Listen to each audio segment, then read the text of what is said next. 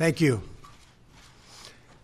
When I came into office, I promised to look at the world's challenges with open eyes and very fresh thinking.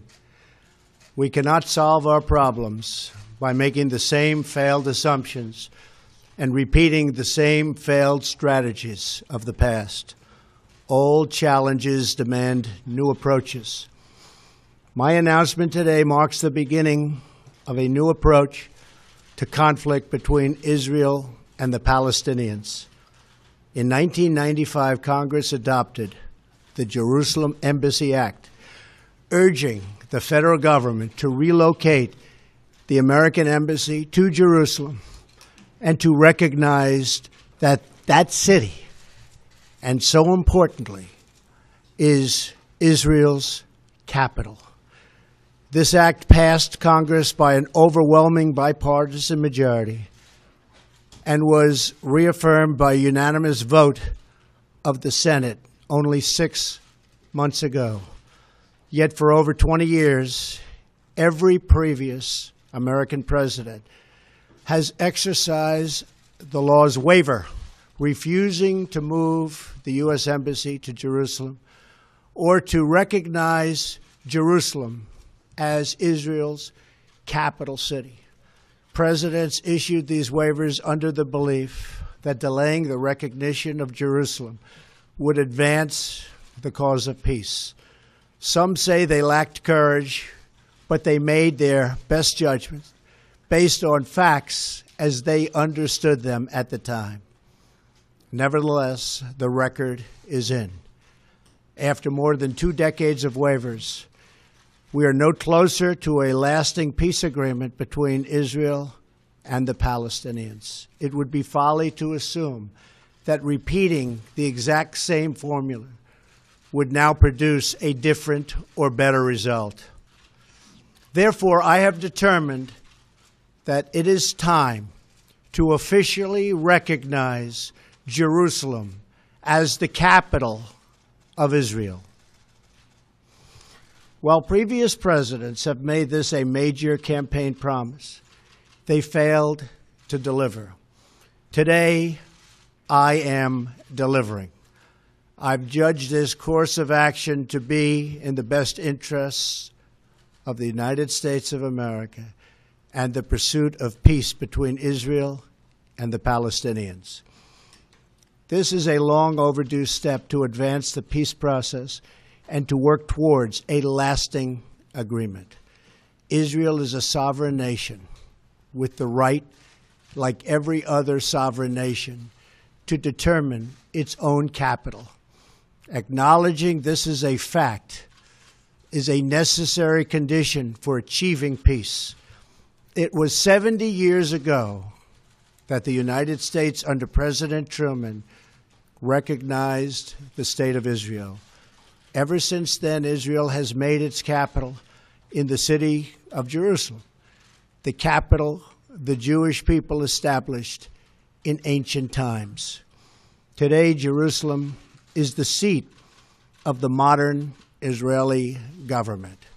It is the home of the Israeli parliament, the Knesset, as well as the Israeli Supreme Court.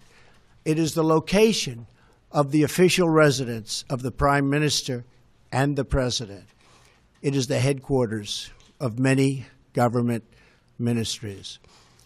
For decades, visiting American presidents, secretaries of state, and military leaders have met their Israeli counterparts in Jerusalem, as I did on my trip to Israel earlier this year.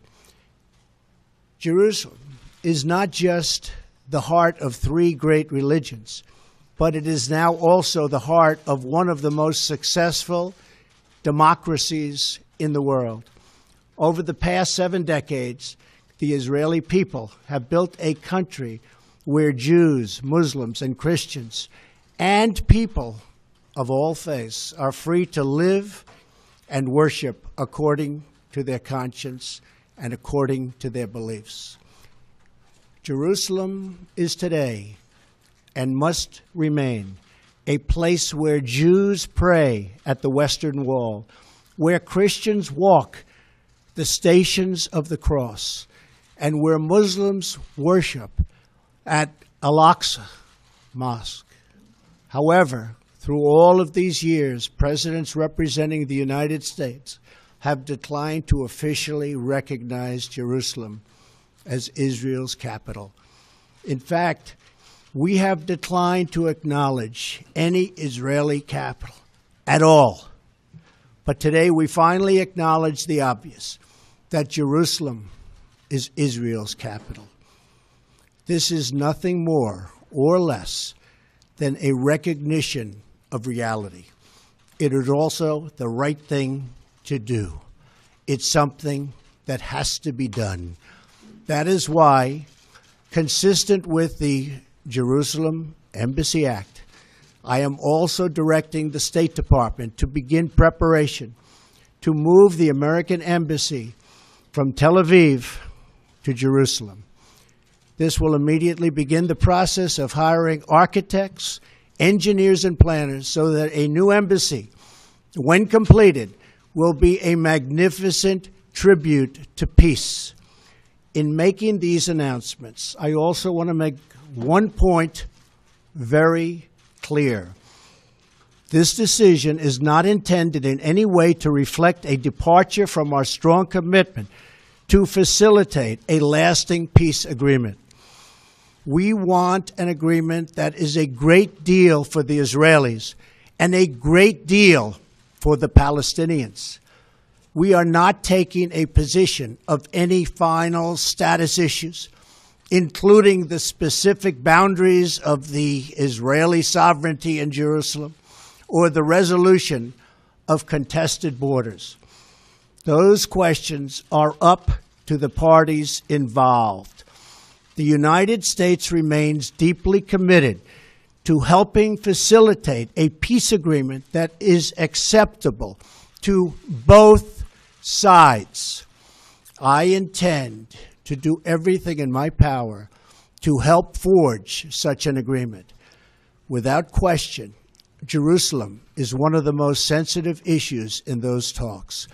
The United States would support a two-state solution if agreed to by both sides. In the meantime, I call on all parties to maintain the status quo at Jerusalem's holy sites, including the Temple Mount, also known as Haram al-Sharif. Above all, our greatest hope is for peace, the universal yearning in every human soul. With today's action, I reaffirm my administration's longstanding commitment to a future of peace and security for the region. There will, of course, be disagreement and dissent regarding this announcement. But we are confident that ultimately, as we work through these disagreements, we will arrive at a peace and a place far greater in understanding and cooperation. This sacred city should call forth the best in humanity, lifting our sights to what it is possible, not pulling us back and down to the old fights that have become so totally predictable. Peace is never beyond the grasp of those willing to reach it. So today we call for calm, for moderation, and for the voices of tolerance to prevail over the purveyors of hate. Our children should inherit our love, not our conflicts. I repeat the message I delivered at the historic and extraordinary summit in Saudi Arabia earlier this year. The Middle East is a region rich with culture, spirit, and history. Its people are brilliant, proud, and diverse, vibrant, and strong.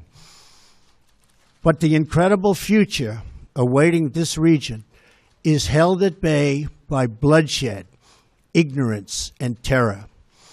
Vice President Pence will travel to the region in the coming days to reaffirm our commitment to work with partners throughout the Middle East to defeat radicalism that threatens the hopes and dreams of future generations.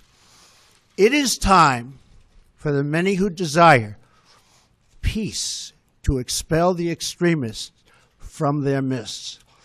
It is time for all civilized nations and people to respond to disagreement with reasoned debate, not violence. And it is time for young and moderate voices all across the Middle East to claim for themselves a bright and beautiful future. So today, let us rededicate ourselves to a path of mutual understanding and respect. Let us rethink old assumptions and open our hearts and minds to possible and possibilities. And finally, I ask the leaders of the region, political and religious, Israeli and Palestinian, Jewish and Christian and Muslim, to join us in the noble quest for lasting peace. Thank you. God bless you. God bless Israel. God bless the Palestinians. And God bless the United States. Thank you very much. Thank you.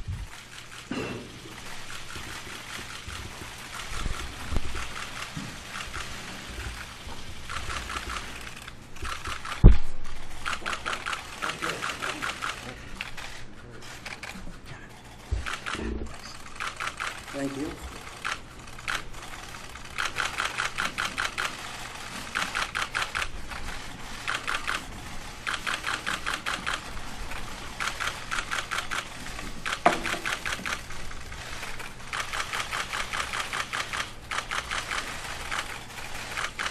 Thank you very much. Thank you.